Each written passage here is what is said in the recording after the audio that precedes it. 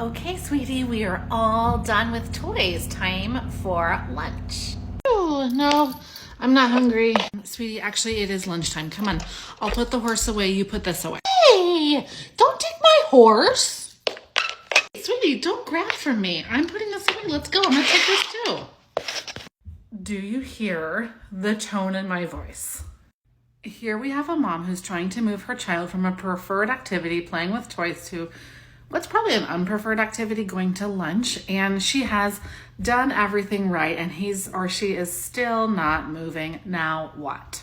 So I'm always asking why this behavior and why right now. And I'm wondering what would have been a better tool. So mom got a little bit of tone in her voice, and I think the reason she got tone in her voice, and notice how subtle it was, okay? I think that happened because she felt like her child wasn't moving through. So she didn't feel like she was getting the respect, the attunement. You know, she's trying very hard. She probably put on a timer. She's done all the things, and the kiddo is still not moving. And that can be very frustrating. And oftentimes that feeling of helplessness is what drives the tone in our voice. And when we get that kind of tone, we're going to shut down the relationship. And in my method of parenting, we are relying quite heavily on the relationship in order to move our child through everyday situations, like going from playing with toys to lunch. And so if you break or shut down the relationship, it's going to get tough. So instead, I want you to think about being in your child's world, entering their world, being part of it before you move them. This is true even if you've put a timer or like done some kind of visual countdown. So let's say your timer has gone off. You've given your child 5 minutes, 1 minute.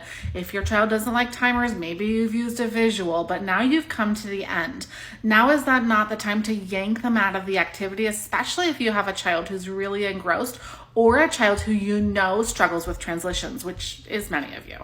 So I might join this activity before I move my child to lunch by saying something like, I went grocery shopping. I got some spaghetti to add to the lunch. Or would Horsey like cabbage? And ooh, Horsey doesn't like cabbage. So you have to kind of play with it. You got to be in the play. Think about just doing some little thing to engage with whatever your child is doing on their level. Be in their world.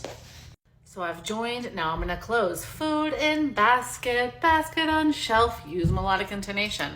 As I help the child to close the activity, I'm helping them getting ready to transition. Then I transition. Next is lunch. Melodic intonation. Move them through.